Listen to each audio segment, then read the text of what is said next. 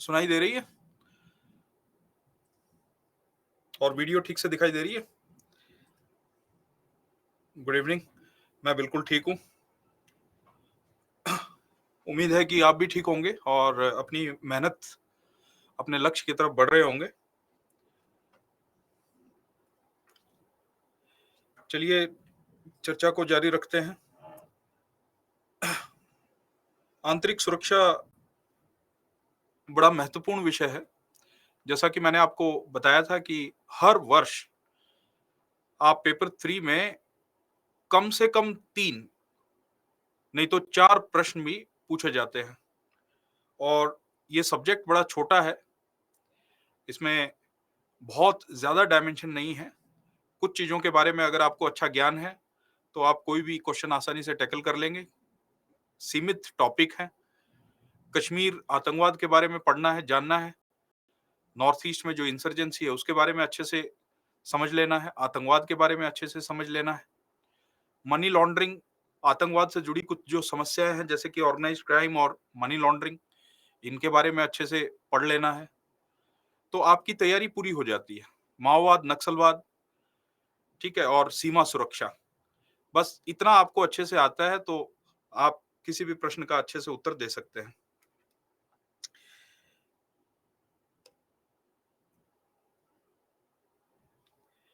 देखिए, आंतरिक सुरक्षा के लिए क्या-क्या जिम्मेदार कारक हैं, उम्मीद है कि कल जो लेक्चर में आपको पढ़ाया, वो आपको याद है।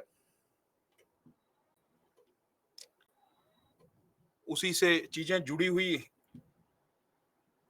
रहती हैं। आगे जो भी पढ़ेंगे, पिछला जो पढ़ाया गया है, उसकी समझ के आधार पर ज़्यादा बेहतर तरीके से आप समझ पाएँगे। और ये भी उम्मीद है कि आपको जो मैंने 4 स्टेप बताए थे, जिससे आप औरों के तुलना में सफलता ज़्यादा जल्दी प्राप्त कर पाएँगे, उनको भी मन में ध्यान रखते हुए आप लेक्चर को सुनेंगे। आगे बढ़ते हैं। देखिए, आंतरिक सुरक्षा के लिए जिम्मेदार कारक क्या हैं? अब तक हमने क्या-क्या देखा?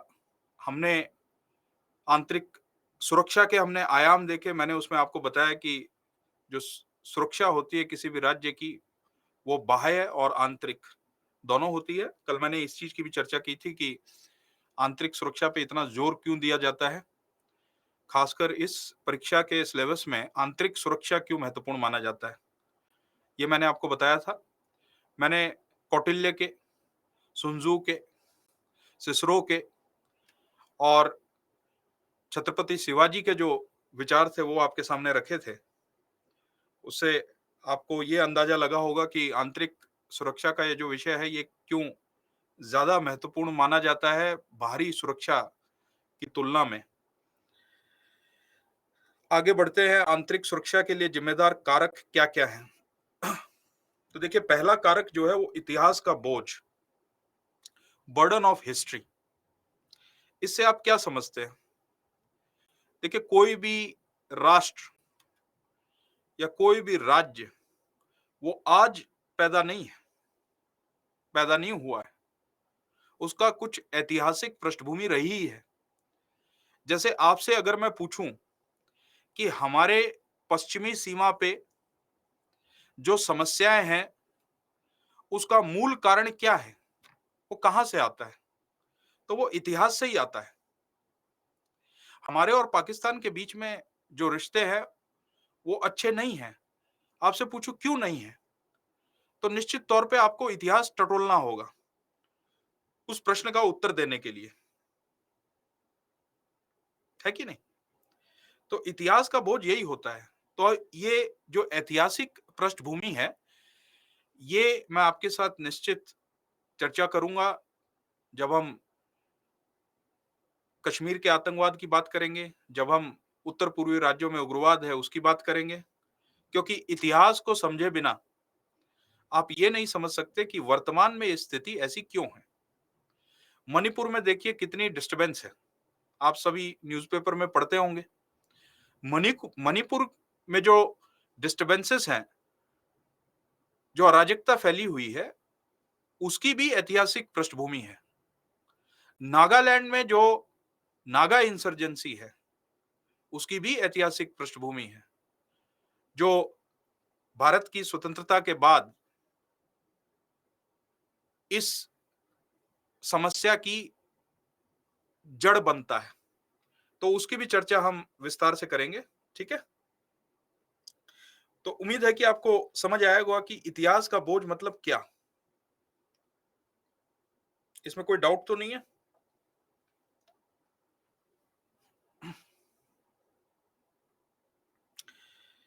देखिए, राज्य की शक्तिहीनता या शक्ति के प्रयोग में इच्छा शक्ति का अभाव। तो इसमें राज्य की शक्तिहीनता में जो हमने कल भौतिक आयाम पढ़ा था,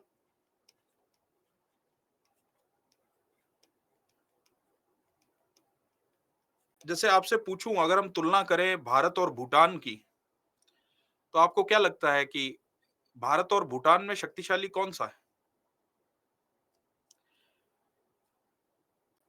एक छात्र का प्रश्न है कि सर इतिहास का बोझ फिर से बता दीजिए। इतिहास का बोझ मतलब होता है कि आपका जो वर्तमान है वो इतिहास से जुड़ा हुआ है, उसकी कुछ ऐतिहासिक पृष्ठभूमि है, जो अतीत में कुछ घटनाएं घटी हैं, वर्तमान का उनके साथ सीधा रिश्ता है। मैकियावेली कहते थे कि वर्तमान अतीत पर खड़ा है और भविष्य वर्तमान पे खड़ा होगा। तो जब भविष्य की कल्पना करते हैं तो वर्तमान का आकलन भी करना आवश्यक होता है और वर्तमान को समझने की कोशिश करेंगे तो उसकी ऐतिहासिक पृष्ठभूमि भी देखनी पड़ेगी। तो इतिहास का बोझ यही है कि आंतरिक सुरक्षा के लिए जो खतरे पैदा हुए हैं, जैसे आतंकवाद। आतंकवाद जब पढ़ेंगे तो हमें यह भी समझना होगा कि पाकिस्तान की जो स्टेट है, डीप स्टेट है, वो आतंकवाद को बढ़ावा क्यों देती है, उनका लक्ष्य क्या है और जो लक्ष्य है उसका इतिहास के साथ क्या कनेक्शन है। बात समझ में आई? हाँ, गुड। जैसे इजराइल और पैलेस्तीन का जो कॉन्फ्लिक्ट है, हालांकि हमारी आंतरिक सुरक्षा की दृष्टि से इजराइल पैलेस्तीन का कॉन्फ्लिक्ट बहुत महत्वपूर्ण नहीं है, लेकिन आप इजराइल पैलेस्तीन कॉन्फ्लिक्ट से भी कुछ शिक्षाएं ले सकते हैं। आपको मैं ये भी बताऊंगा सीमा प्रबंधन में कि इजराइल के साथ भारत ने क्या-क्या समझौते किए हैं। इजराइल भारत को किन-किन चीजों में सहायता करता है, क्योंकि उनकी सीमाओं की कुछ समस्याएं हमारे से मिलती-जुलती है कि नहीं? लेकिन इजराइल फ़लस्तीन का जो कॉन्फ्लिक्ट है, उसको समझने के लिए भी आपको इतिहास में जाना पड़ेगा, क्योंकि कोई भी लड़ाई होती है, वो तुरंत नहीं खड़ी हो जाती है। उसके पीछे अतीत में कोई ना कोई बात होती है। उसी को इतिहास का बोझ कहा जाता है। समझ में आया आपको? हाँ, ठीक है, इसका उत्तर दिया है कि भूटान एक संप्रभु राष्ट्र है। मैं ये नहीं पूछ रहा हूँ कि संप्रभु है कि नहीं, वो तो है। लेकिन मैं आपसे पूछूँ कि भई भूटान की अगर शक्ति देखी जाए और उसकी तुलना भारत से की जाए, तो आपको क्या कुछ स्पष्ट अंतर दिखाई देता है?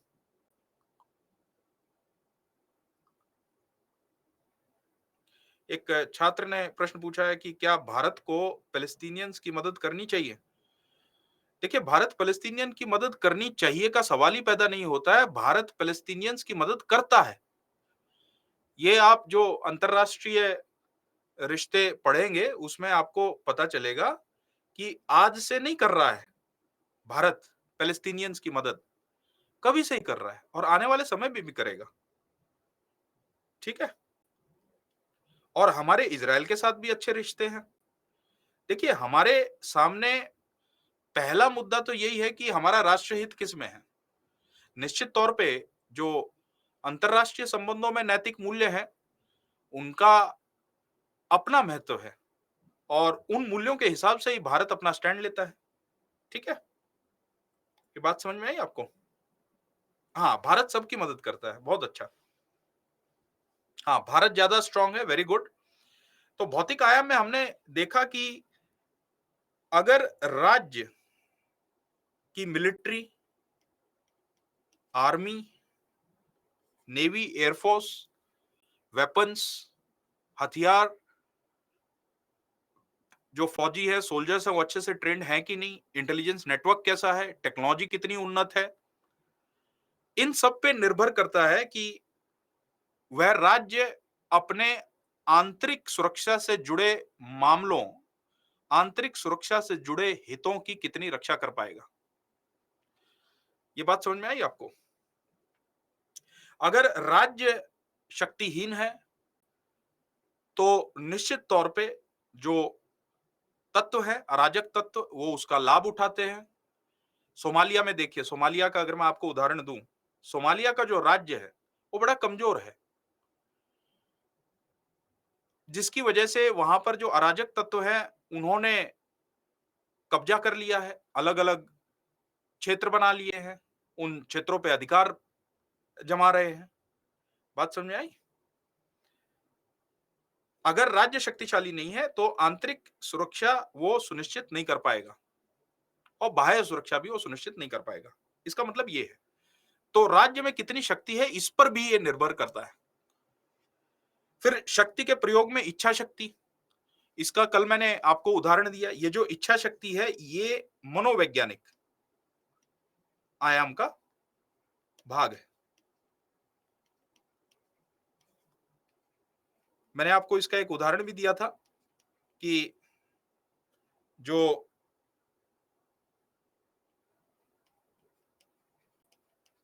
कोई व्यक्ति होता है जो शरीर से तो बड़ा शक्तिशाली है, लेकिन मन से बड़ा कमजोर है,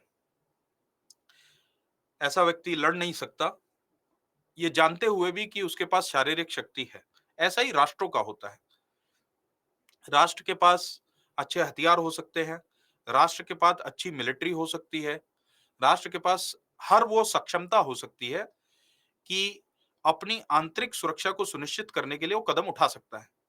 लेकिन ये निर्णय तो जो ऊपर बैठे लोग हैं, जो निर्णायक निर्णय लेने वाले पदों पर बैठे हैं, उनमें कितनी इच्छा शक्ति है उस बल का प्रयोग करके और आंतरिक सुरक्षा को सुनिश्चित करना, और वो इच्छा शक्ति कहां से आती है। निश्चित तौर पे राजनीतिक इच्छा शक्ति इस बात पर निर्भर करती है कि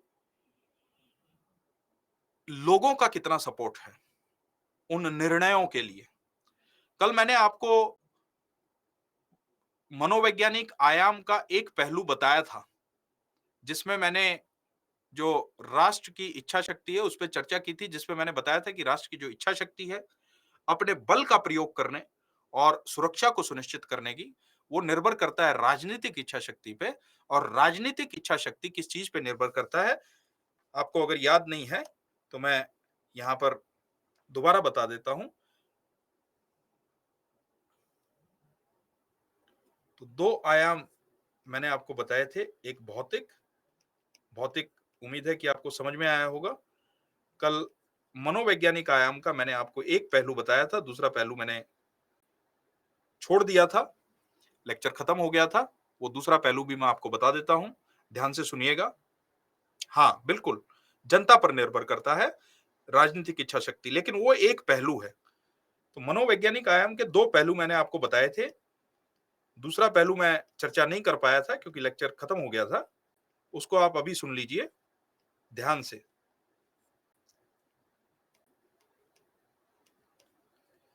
देखिए, एक तो मैंने आपको बताया था कि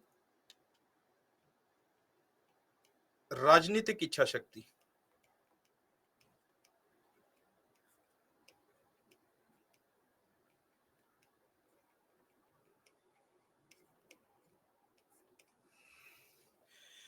किस चीज के लिए इच्छा शक्ति, किस चीज के लिए, ये जो भौतिक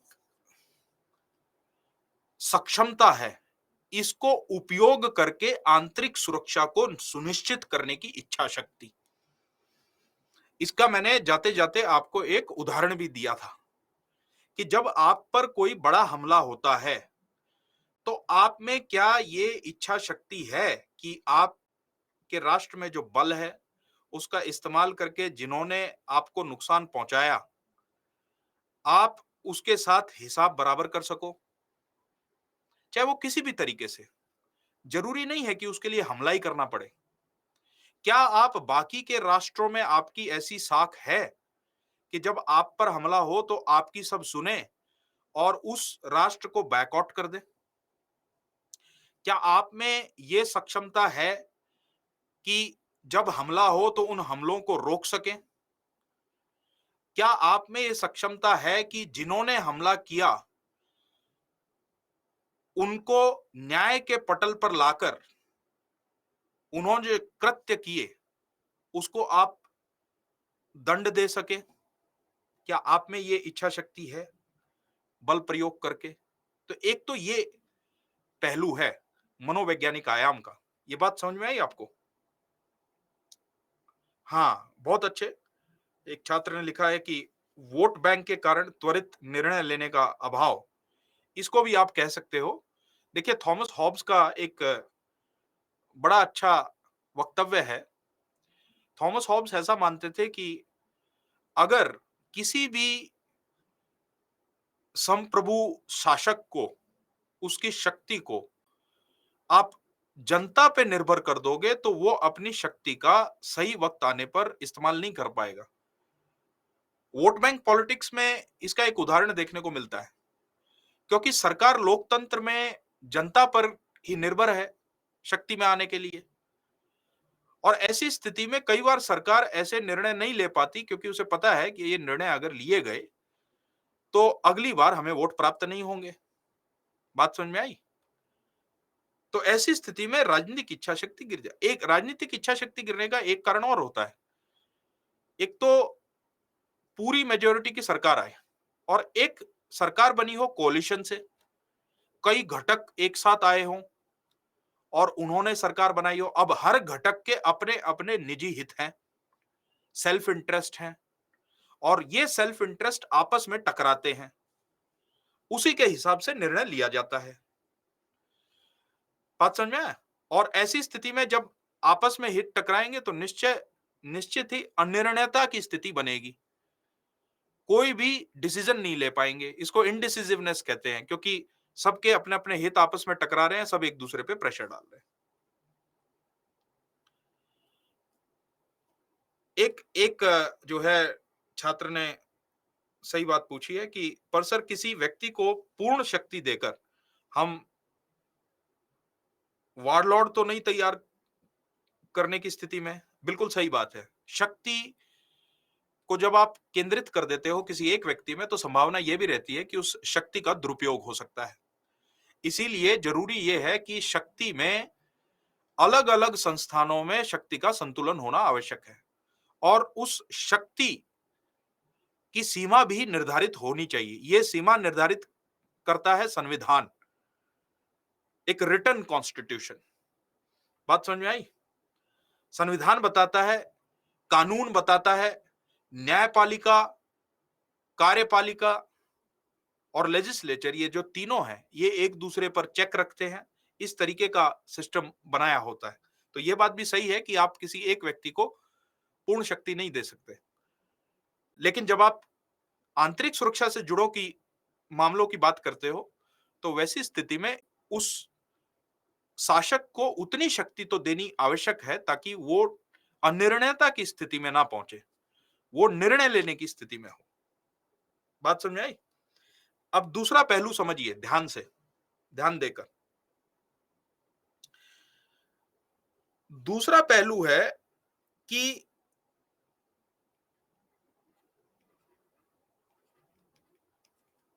जनता में आंतरिक सुरक्षा से जुड़े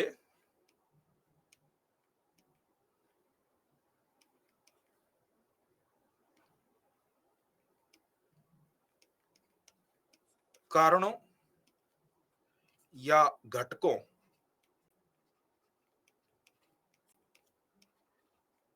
को समझने की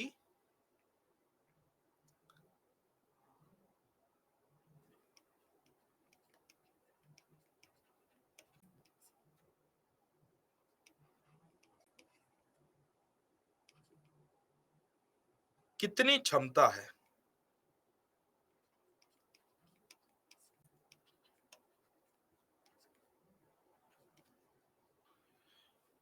अब देखिए, सोशल मीडिया का जमाना है। घटक होते हैं फैक्टर, ठीक है ना? आप कारण लिखें, आपको घटक नहीं समझ आता है तो कारण लिखें। देखिए ध्यान से सुनिए एक चीज को, क्या आप इस चीज को मानते हैं कि आज का जो युग है, सोशल मीडिया का युग, इसमें जनता के विचारों को, उनके ओपिनियंस को प्रभावित करना आसान है? क्या आप इस बात को मानते हैं? आपके सिलेबस में एक टॉपिक है कि सोशल मीडिया का क्या रोल है आंतरिक सुरक्षा में, उस पे भी मैं चर्चा करूंगा। उस समय और विस्तार से इस बात की चर्चा होगी, लेकिन अभी आपसे अगर मैं ये प्रश्न पूछूं कि क्या ऐसा संभव है कि सोशल मीडिया से पब्लिक को बरगलाया जा सकता है? क्या आपने देखा है कि बहुत सारे हमारे बीच में ऐसे लोग हैं जो सोशल मीडिया पे जो आता है उसे शत प्रतिशत सच मान लेते हैं। वो अपनी बुद्धि का इस्तेमाल करके सच और झूठ, इसके बीच का भेद नहीं कर पाते। हाँ, ये भी बात है कि तकनीक भी इतनी उन्नत हो गई है, जैसे हम एक शब्द पढ़ेंगे जब सोशल मीडिया की चर्चा होगी या साइबर सिक्योरिटी में, आपको मैं ये चीज बताऊंगा। क्या आपने डीप फेक का नाम सुना है? डीप फेक, मैं लिख देता हूं, डीप फेक।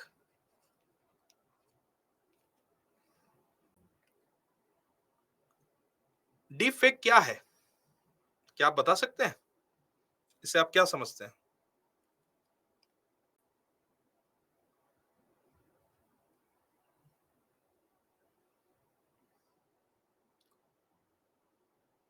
गुड, बहुत अच्छा है।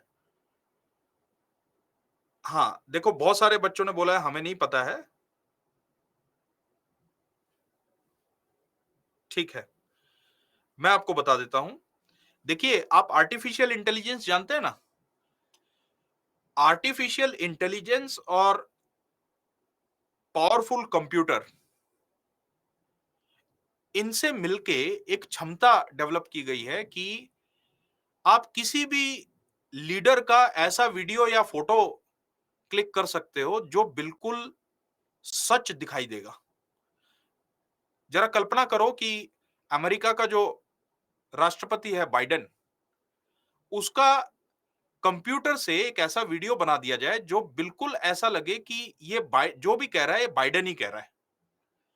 या जरा कल्पना कीजिए कि अपने प्रधानमंत्री नरेंद्र मोदी का एक ऐसा वीडियो बना दिया जाए जिसमें वो कुछ ऐसा वक्तव्य दे रहे हैं जो बड़ा कंट्रोवर्शियल है, ठीक है, जो अगर पब्लिक में आएगा तो निश्चित तौर पे उनकी जो छवि है वो खराब होगी। कल्पना कीजिए। और ये वीडियो आर्टिफिशियल इंटेलिजेंस का इस्तेमाल करके ऐसा बनाया गया है कि बिल्कुल ऐसा लग रहा है जैसे असली वीडियो है। आपको मैं एक और चीज बताऊंगा कि ये समस्या इतनी गहरी है डीप फेक की, आपको जान के आश्चर्य होगा कि, क्योंकि प्रश्न ये खड़ा होता है कि क्या उसको लेबोरेटरी में या फॉरेंसिक में ऐसे वीडियो को भेज के उसकी सत्यता को सत्यापित नहीं किया जा सकता? भाई उसके जेन्युइननेस को क्या पता नहीं किया जा सकता कि ये फेक है कि जेन्युइन है? तो मैं आपको ये बता दूं कि डीप फेक उसको इसलिए ही बोला जाता है कि उसको फॉरेंसिक लेबोरेटरी में भी पकड़ना मुश्किल है। बात समझ में आई? तो ऐसी स्थिति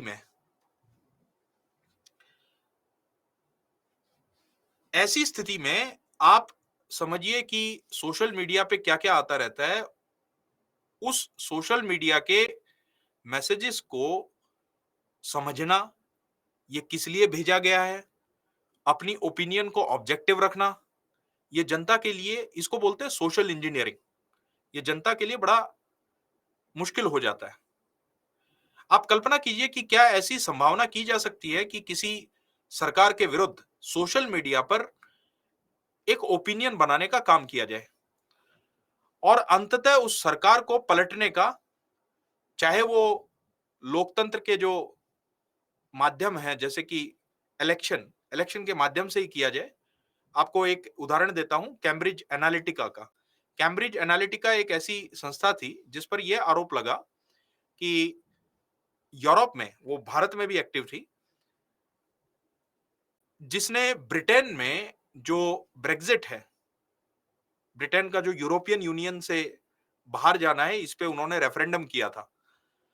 उस रेफरेंडम को प्रभावित करने का काम इस कैम्ब्रिज एनालिटिका के ऊपर आरोप लगा था कि इसने किया था, और उसमें हाथ जो है वो रूस का बताया जाता है, क्योंकि रूस चाहता था कि ब्रिटेन के जो लोग हैं वो यूरोपियन यूनियन के विरुद्ध, उससे बाहर निकलने के समर्थन में वोट डाले, ताकि ब्रिटेन जो है वो यूरोपियन यूनियन से निकल जाए। उससे यूरोपियन यूनियन कमजोर पड़ेगा, और रशिया तो चाहता ही ये है कि वो कमजोर पड़े, ऐसा आरोप लगा। बात समझ में आई? तो वहां पर जो है, जो संप्रभुता है, जो सॉवरन इंडिपेंडेंस है, वो धूमिल होती है, और ये भी एक सुरक्षा के लिए बड़ा खतरा होता है। ये क्लियर हुई बात आपको कि ये दूसरा पहलू क्या है,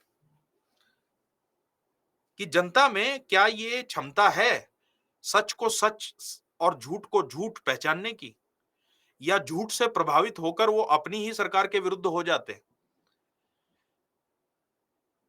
ये मनोवैज्ञानिक आयाम का दूसरा पहलू है। अगर वो आसानी से सरकार के विरुद्ध हो जाते हैं, तो ऐसी स्थिति में आंतरिक सुरक्षा के लिए खतरा पैदा हो जाता है। उदाहरण के तौर पर ध्यान से सुनिएगा, एक रिसर्च स्कॉलर ने कि कश्मीर, देखिए कश्मीर में हमारे अपने लोग हैं, लेकिन दुर्भाग्य यह है कि हमारे अपने ही लोग, सारे कश्मीरी नहीं, कुछ, वो हमारे ही विरुद्ध हो गए हैं। तो इस रिसर्च स्कॉलर का रिसर्च का फोकस ये था कि ये पता किया जाए कि कश्मीर में के सोशल मीडिया पर जो भारत के विरुद्ध मैसेजेस फैलाए जाते हैं, वो मैसेजेस कहां से आ रहे हैं? क्या वो कश्मीर से ही उत्पन्न होते हैं? क्या वो कश्मीर से ही ओरिजिनेट होते हैं कश्मीरियों द्वारा, या वो मैसेज बाहर से भेजे जाते हैं, फेक मैसेजेस, ताकि भारत का नाम खराब किया जा सके, ताकि उनमें एक विद्रोह का भाव पैदा किया जा सके, ताकि उनमें घृणा का भाव पैदा किया जा सके। तो ये इस रिसर्च का फोकस था। तो उस रिसर्च स्कॉलर ने क्या पाया, इसको ध्यान से सुनिएगा, कि कश्मीर के सोशल मीडिया पर 80% मैसेज, जो नेगेटिव मैसेज है, 80% मैसेज बाहर से आ रहे हैं। उसमें उन्होंने कई सोर्स बताए, जैसे कि पाकिस्तान, जैसे कि अमेरिका, जैसे कि यूरोप, इन क्षेत्रों से आए। तो आप समझ सकते हैं कि उसकी वजह से, इसको प्रोपेगेंडा वॉर बोला जाता है। पाकिस्तान की एक एजेंसी है जिसको ISPR, inter services public relations department बोला जाता है, जो आईएसआई की तरह ही है, लेकिन वो प्रोपेगेंडा देखती है, उसका हाथ बताया जाता है। हाँ बिल्कुल, ये बात समझ में आई आपको? ये उसका दूसरा पहलू क्लियर हुआ? तो ये शक्ति के प्रयोग में इच्छा शक्ति, ये बात समझ में आई आपको अच्छे से?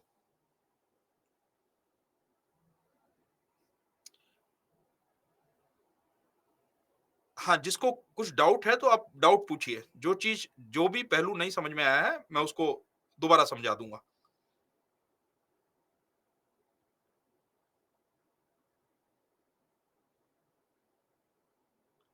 हाँ, एक छात्र का, बिल्कुल, एक छात्र लिख रहा है कि अगर वीडियो आर्टिफिशियल इंटेलिजेंस ने नहीं बनाया और वीडियो सत्य है, फिर भी लोग बच सकते हैं आर्टिफिशियल इंटेलिजेंस का नाम लेकर, निश्चित तौर पे। तो स्थिति और भी गंभीर हो जाती है। तो वहां पर सत्य और झूठ, सत्य और असत्य में भेद करना बड़ा मुश्किल हो जाता है डीप फेक्स की वजह से। ठीक है?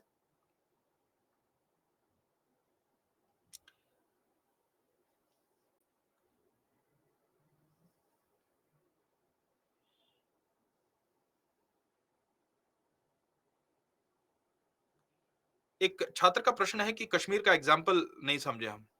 देखिए, कश्मीर का एग्जाम्पल क्या है, ऐसा कहा जाता है कि आ, पाकिस्तान कश्मीर के सोशल मीडिया पे प्रोपेगेंडा करता है, उसकी जो आईएसपीआर एजेंसी है, inter services public relation agency, जिसका डेडिकेटेड यही जिम्मेदारी दी गई है कि भारत के विरुद्ध आपको सोशल मीडिया पे जो है असत्य मैसेजेस फैलाने हैं।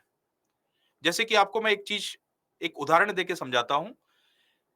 एक वीडियो वायरल हुआ कश्मीर के सोशल मीडिया पे, जिसमें पाकिस्तानी मिलिट्री ने वो वीडियो स्टेज किया अपने ही नागरिक के ऊपर, लेकिन उस वीडियो को ये कह के प्रचारित किया सोशल मीडिया पे भारत में कि ये भारत की आर्मी लोकल्स के साथ इतना अत्याचार करती है।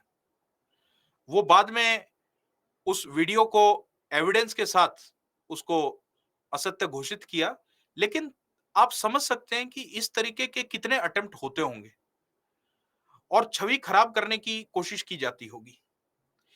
ऐसा नहीं कि आर्मी में कुछ एलिमेंट बुरे नहीं हैं, मैं ये कतई नहीं कहूंगा, क्योंकि कहते हैं कि मानव प्रकृति में ही विकृति है। तो चाहे कोई भी संस्थान हो, आप आईएएस आईपीएस ज्वाइन करना चाहते हैं तो आप मुझे बताइए, आईएएस आईपीएस क्या सारे के सारे ईमानदार हैं? है कि नहीं? नहीं है। या कोई भी वकीलों की बात करें तो क्या सारे वकील अच्छे हैं? डॉक्टरों की बात करें तो क्या सारे डॉक्टर अच्छे हैं? लेकिन बात यह है कि उस झूठे मैसेज के कारण मन में वैमनस्य फैलता है, मन में घृणा फैलती है, फिर उनके मनों को जीतना मुश्किल हो जाता है, उनके दिलों को जीतना मुश्किल हो जाता है। ये बात समझ में आई? ये समझ में आया आपको, जिसने भी ये प्रश्न पूछा था? अब क्लियर हुआ? जी। अब देखिए, तीसरा कारक देखिए, गरीबी और बेरोजगारी। ये भी एक कारक बनता है आंतरिक सुरक्षा के लिए खतरा पैदा करने में। इसका उदाहरण आप ले सकते हैं। एक प्रश्न है छात्र का कि सर, आईएसपीआर को काउंटर करने के लिए एक डिफेंसिव ऑफेंस चैनल है जो एक इंडियन ओन करता है। क्या गवर्नमेंट ऑफ इंडिया का कोई आईएसपीआर जैसा इंस्टीट्यूशन है? देखिए, ये प्रश्न अगर आप कश्मीर आतंकवाद जब मैं आपको पढ़ाता तो उस समय पूछते तो ज्यादा बेहतर रहता, लेकिन क्योंकि आपने ये प्रश्न पूछा है तो मैं आपको बता दूं। दुर्भाग्यवश हमारे पास या आप ये कहिए कि संस्थागत रूप में हमने इस चीज पर ध्यान नहीं दिया कि आईएसपीआर जो करता है उसका काउंटर करने के लिए काउंटर नैरेटिव। क्योंकि क्या होता है, आप साइकोलॉजी से समझिए, नैरेटिव स्थापित करना आसान होता है, उस नैरेटिव का काउंटर करना बहुत मुश्किल होता है। ये समझ में आया?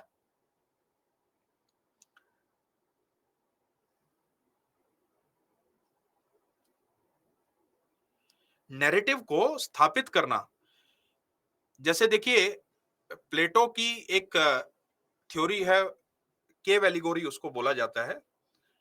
उसको आप पढ़ेंगे तो उसमें आपको ये बात समझ में आएगी मानव प्रकृति के बारे में कि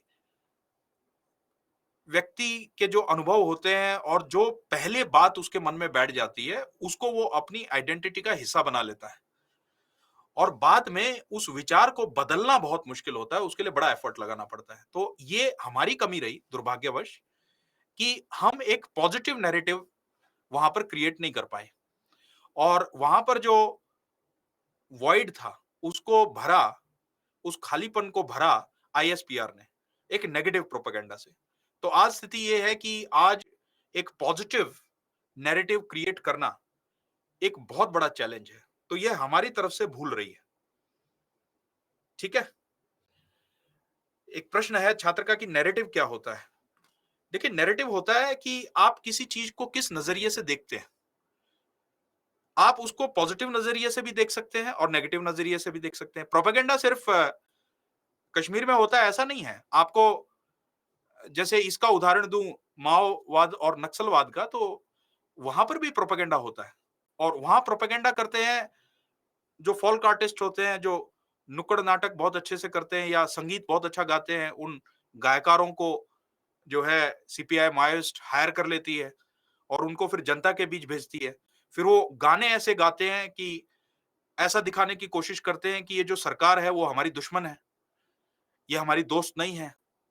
इसको उखाड़ फेंकना ही सही है। प्रोपेगेंडा हर जगह होता है, मिस इन्फॉर्मेशन, डिसइन्फॉर्मेशन हर जगह फैलाया जाता है। बात समझ में आई? ठीक है ना? अब प्रश्न ये खड़ा होता है कि प्रोपेगेंडा वो भी कर रहे हैं, उन्होंने नैरेटिव दिया, हमने काउंटर नैरेटिव दिया, तो सही कौन सा है? इसका निर्णय कैसे लें? तो एक बात समझ लीजिए कि जो राष्ट्र के हित में है वो सही है। आप आईएएस अधिकारी बनेंगे, आईपीएस अधिकारी बनेंगे, मानदंड क्या हो सही गलत का, तो सबसे ऊंचा मानदंड यही है जो राष्ट्र के लिए हितकारी है, वो सही है। तो वहां पर क्या नैरेटिव जाना चाहिए, उसका जब निर्णय लिया जाता है तो निश्चित तौर पर एक पॉजिटिव नैरेटिव, जहां पर यह बताया जाए कि जो भी सरकार होती है वो लोगों की सुरक्षा के लिए है, उनके भले के लिए है, ना कि वो सरकार उनकी दुश्मन है कि उससे लड़ना चाहिए। बात समझ में आई? प्रोपेगेंडा होता है झूठी सूचना देकर लोगों के विचारों को बदलने की कोशिश। प्रोपेगेंडा वो होता है। ठीक है? क्लियर हुआ? देखिए, अब गरीबी और बेरोजगारी कैसे कारण बनता है, इसका उदाहरण आप ले सकते हैं माओवाद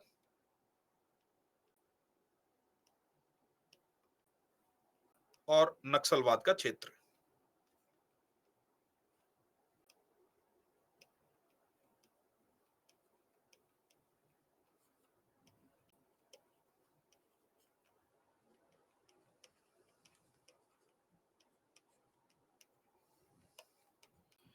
मैं ये तो नहीं कहूंगा कि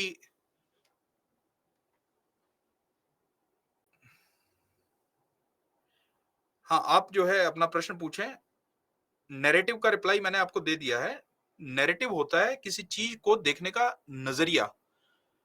आप किसी चीज का कैसे इंटरप्रिटेशन करते हैं। जैसे कि मान लो आपके सामने मैं एक ग्लास रख दूं जो आधा पानी से भरा हुआ है, तो एक नजरिया होता है ये देखना कि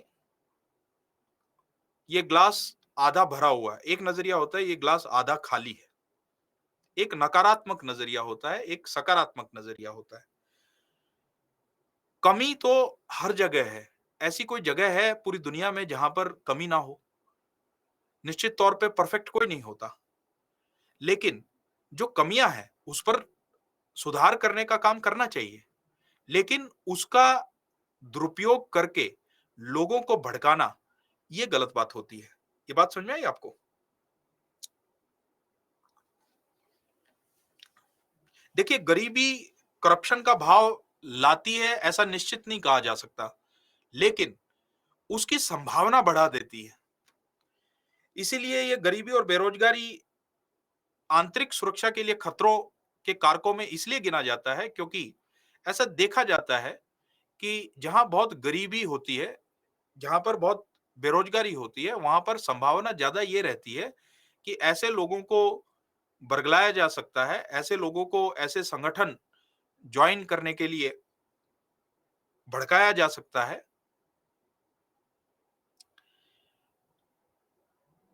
उसकी संभावना बहुत ऊंची रहती है क्योंकि वहां पर गरीबी है और व्यक्ति अपने जीवन यापन के लिए, संसाधनों के लिए कुछ भी करने के लिए तैयार हो जाता है। अगर भाई, एक सामान्य बुद्धि की बात है कि अगर आपको अच्छी नौकरी है, रोजगार अच्छा है, आपका घर ठीक ठाक चल रहा है, ठीक है, सारी जिम्मेदारियां आप निभा पा रहे हैं, तो आपको किसी भी ऐसे काम में संलिप्त होने की आवश्यकता नहीं जो गैर कानूनी है। लेकिन अगर गरीबी ज्यादा है, आपको कोई रास्ता दिख नहीं रहा, तो ऐसी स्थिति में आके आपको कोई लालच देगा, तो ऐसी भी संभावना रहती है कि उस लालच में आप कुछ भी गलत काम कर सकते हैं। ठीक है?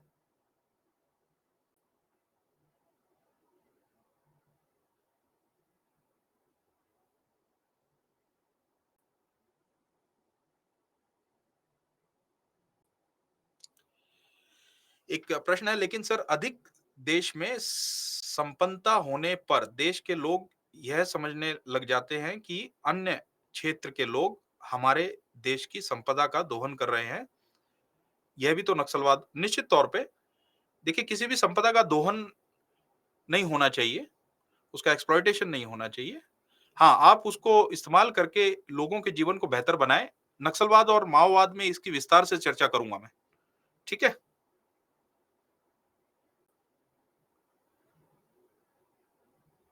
ठीक है। अब देखिए, विकास का अवांछनीय मॉडल, अनसस्टेनेबल मॉडल, ये भी एक कारण बनता है।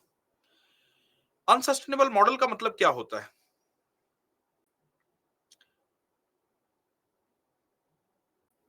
देखिए, विकास की जब बात होती है तो प्रश्न ये खड़ा होता है कि विकास कैसा हो? उसकी क्या सीमा हो? और उस विकास को पाने के लिए क्या कीमत चुकाई जाए? क्या ये सही होगा कि जो आज की पीढ़ी है, वो विकास के नाम पर सभी संसाधनों का दोहन कर ले और आने वाली पीढ़ी के लिए कुछ भी ना छोड़े? क्या विकास का ये मॉडल सही होगा कि एक क्षेत्र से संसाधनों का दोहन कर लिया जाए और वो दूसरे क्षेत्र में लाइफ की क्वालिटी को बढ़ाने के लिए इस्तेमाल हो, जबकि जिस क्षेत्र से उन संसाधनों का दोहन हुआ, वहां पर नितांत गरीबी हो? तो इस टाइप का जो मॉडल होता है, वो अवांछनीय मॉडल होता है। विकास का मॉडल इंक्लूसिव होना चाहिए, सबको साथ लेके चलना चाहिए। जहां से संसाधनों का दोहन हुआ है, वहां पर भी उनके जीवन में भी कुछ सुधार हो, उनका जीवन भी बेहतर बने। हाँ, बिल्कुल। नुकसान के साथ-साथ उसकी भरपाई भी होती रहे। बिल्कुल, सही बात है। ठीक है। ये समझ में आया आपको? भ्रष्टाचार मैंने आपको इसका उदाहरण देके समझा ही दिया था कि भ्रष्टाचार किस प्रकार से आंतरिक सुरक्षा के लिए खतरा बनता है, डायरेक्ट खतरा भी बन सकता है। इसका उदाहरण मैंने आपको बताया, जैसे कि सीमा पर जो हमारे सैनिक खड़े रहते हैं, सैनिक ईमानदार होते हैं, ज़्यादातर सैनिक वो राष्ट्र हित में ही काम करते हैं। वो अपना सर्वोच्च बलिदान भी करते हैं राष्ट्र की सुरक्षा के लिए। लेकिन उन्हीं में कुछ बैड एप्पल्स, उन्हीं में कुछ खराब तत्व ऐसे भी मिलते हैं जो पैसा लेकर, जो लालच में आकर अपने कर्तव्य के साथ कॉम्प्रोमाइज करते हैं। जो अराजक तत्व हैं उनको अंदर आने देते हैं, आतंकवादी तत्व हैं उनके साथ मिले रहते हैं, है कि नहीं? ऐसा भी देखने को मिला है। तो ये इस प्रकार का जो भ्रष्टाचार होता है, वो सीधा आंतरिक सुरक्षा के लिए खतरा पैदा कर देता है। इसलिए भ्रष्टाचार पर लगाम लगनी जरूरी है। दूसरा, भ्रष्टाचार लंबे समय में, अगर सीधा खतरा भी नहीं बन रहे हैं, तो लंबे समय में कहा जाता है कि भ्रष्टाचार, आपने कभी कोई ऐसा पेड़ देखा है जिसमें दीमक लगी होती है जीवन में? अवेनिया का अर्थ होता है कि उसको ज्यादा दिन उसका बोझ ढोया नहीं जा सकता। अवेनी का मतलब ये होता है। देखिए, अगर आपने कभी दीमक लगा पेड़ देखा है, तो आपने क्या देखा है कि दीमक लगा पेड़ बाहर से बहुत स्वस्थ दिखता है, लेकिन थोड़ा सा भी तूफान आया, उसमें सबसे पहले यह दीमक वाला पेड़ उखड़ जाता है। भ्रष्टाचार भी उसी दीमक की तरह होती है। वो राज्य को अंदर से खोखला कर देती है। इसका एक उदाहरण देता हूं मैं आपको, ध्यान से सुनिएगा।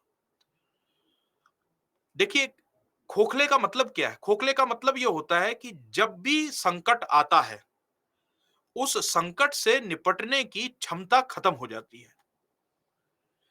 क्योंकि भ्रष्टाचार की वजह से उस संकट से निपटने के लिए जो निपुणता और योग्यता चाहिए थी, वो योग्यता होती नहीं है।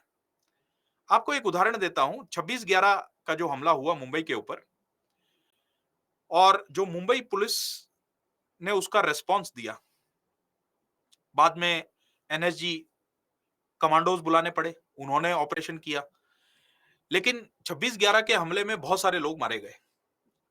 इसके बाद एक कमेटी, एक समिति बनाई गई, उसको कहते हैं प्रधान कमेटी, प्रधान समिति।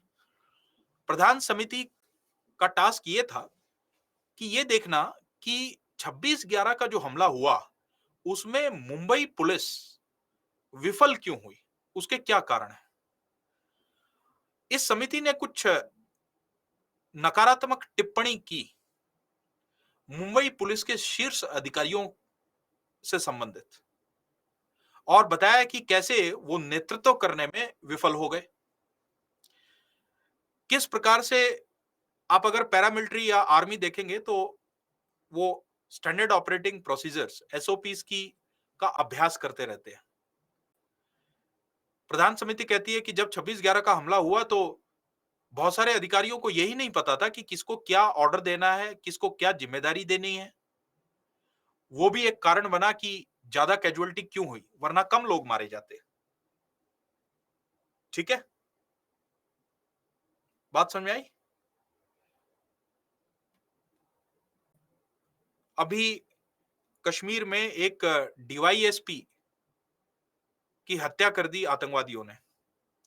बाद में पता चला कि उन्हीं के विभाग का एक दूसरा डीवाईएसपी वो मिला हुआ था। ये भी तो एक प्रकार का भ्रष्टाचार है कि? तो भ्रष्टाचार इस तरीके से राष्ट्र को अंदर से खोखला कर देता है, अंदर से कमजोर कर देता है। इसका मैंने पहले भी उदाहरण दिया है कि धनानंद को कौटिल्य इसलिए हरा पाया क्योंकि धनानंद के राज्य में जो शीर्ष पद पे अधिकारी बैठे हुए थे उनमें से बहुत सारे अधिकारी भ्रष्टाचारी थे।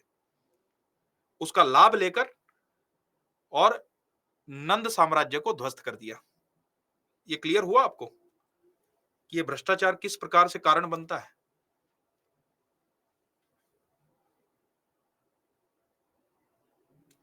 ठीक है, एक प्रश्न है कि पुलिस क्या आतंकवादी को गोली नहीं मार सकती? देखिए, सेल्फ डिफेंस में गोली मार सकती है, उसी को एनकाउंटर बोला जाता है। लेकिन पुलिस का काम है पकड़ना और उसको न्यायालय के समक्ष पेश करना। न्यायालय देखेगा कि कौन आतंकवादी है, कौन नहीं है। उसके लिए सबूत न्यायालय के समक्ष रखे जाते हैं और सबूतों के आधार पर अगर कोई आतंकवादी घटना में संलिप्त रहा है तो उसके आधार पर ही उसको सजा दी जाती है। एक सभ्य समाज में, कानून आधारित सभ्य समाज में प्रक्रिया इस प्रकार ही होती है। ठीक है, अब देखिए क्षेत्रवाद, जातिवाद, धर्म और भाषा की भिन्नता इत्यादि। देखिए, हमारा देश विविधताओं का देश है और ये विविधता हमारे देश को सुंदर भी बनाती है। सिर्फ सुंदर ही नहीं, इनोवेटिव भी बनाती है। लेकिन यही विविधता हमारे बीच में भेद करने के लिए भी दुरुपयोग में लाई जाती है। इसी विविधता के कारण हम सब में आपस में वैमनस्य भी फैलाया जाता है। अगर हम में ये भाव नहीं होगा, देखिए हम पंजाबी हो सकते हैं, हम मलयाली हो सकते हैं, हम आसामी हो सकते हैं, हम हिंदू हो सकते हैं, मुसलमान हो सकते हैं, क्रिश्चियन हो सकते हैं, हम नॉर्थ ईस्ट से हो सकते हैं और ये विविधता अच्छी चीज है। लेकिन जैसा कि मैंने कहा था कि ये विविधता होने के बाद भी हम सब में एक भाव होना चाहिए कि मैं सबसे पहले भारतीय हूं। अन्यथा क्या होगा कि इन्हीं विविधताओं का दुरुपयोग करके और हम में भेद डाला जाएगा और उस भेद से आंतरिक सुरक्षा को खतरा पहुंचता है। बात समझ में आई? क्लियर हुआ कि ये किस तरीके से क्षेत्रवाद, जातिवाद, धर्म और भाषा आंतरिक सुरक्षा के लिए खतरे बनते हैं? गुड।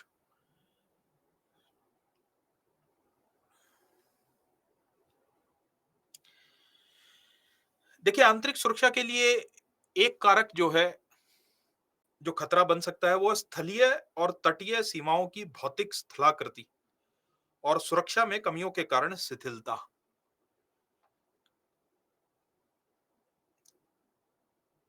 आपसे अगर मैं पूछूं, क्या आप मुझे बता सकते हैं कि हमारी जो स्थलीय सीमा है वो कितनी लंबी है लगभग? कुछ आइडिया है आपको?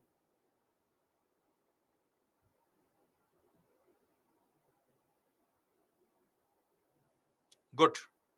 लगभग 7,500 किलोमीटर। क्या आप बता सकते हैं कि तटीय सीमा कितनी है? कितनी लंबी है हमारी?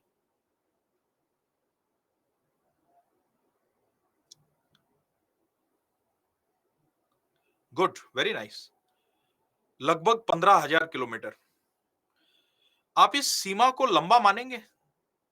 हमारा देश बहुत बड़ा देश है। सीमा की लंबाई से पता चलता है 7,500 किलोमीटर स्थलीय सीमा और लगभग 15,000 किलोमीटर की तटीय सीमा। आपको क्या लगता है कि इतनी लंबी सीमा का प्रबंधन करना किसी चुनौती से कम है? अच्छा, एक चीज और बताइए कि ये जो तटीय सीमा है या स्थलीय सीमा है, कोस्टल बॉर्डर है या लैंड बॉर्डर है, क्या ये एक जैसा है?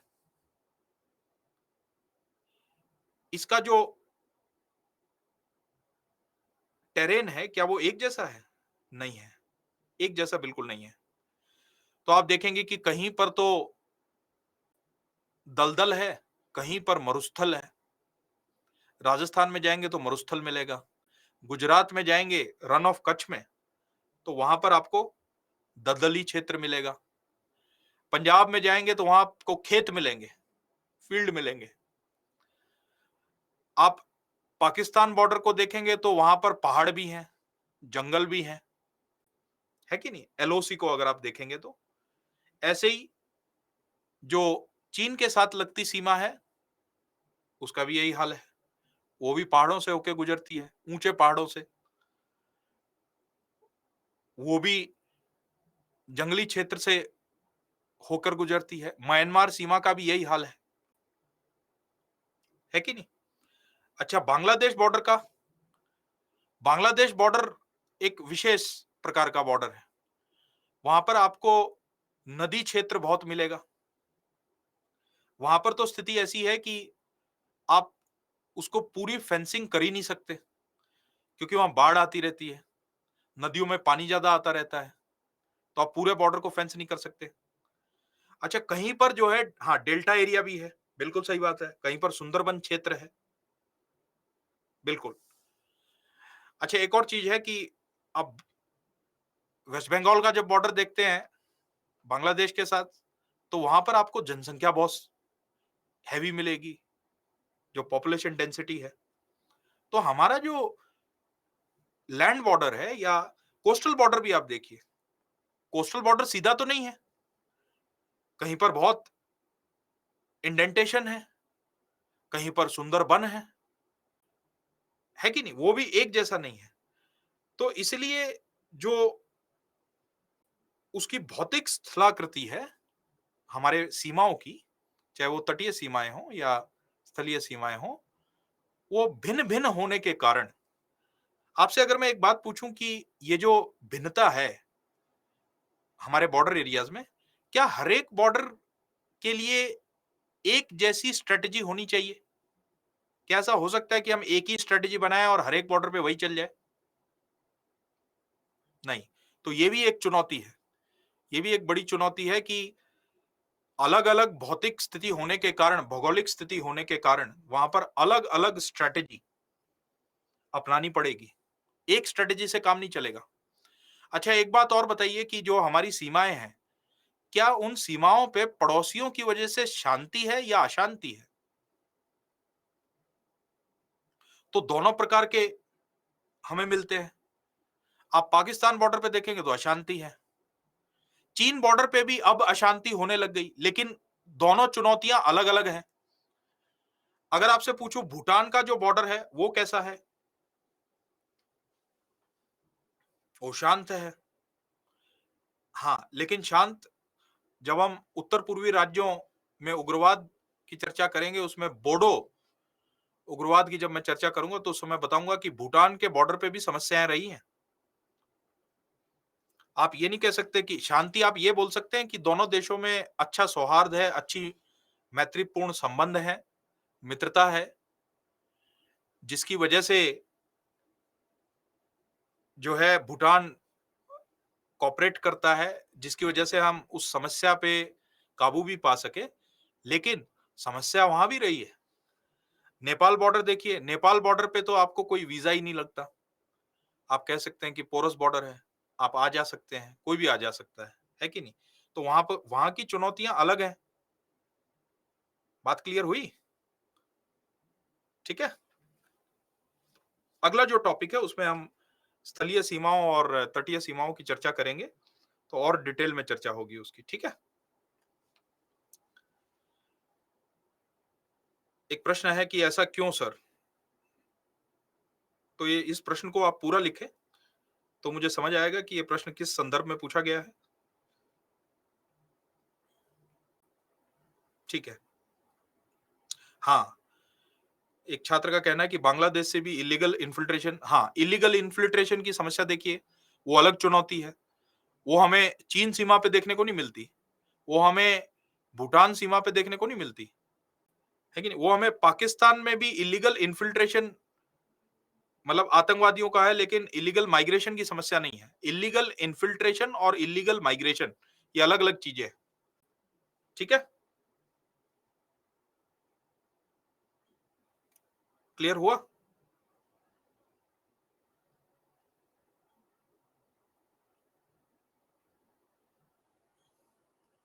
चलिए आगे बढ़ते हैं। फिर देखिए, उम्मीद है कि ये वाला पॉइंट आपको क्लियर हो गया होगा। पड़ोसी राष्ट्रों में राज्य और गैर राज्य प्रतिकूल तत्वों की गतिविधियां, इसका क्या उदाहरण दे सकते हैं आप?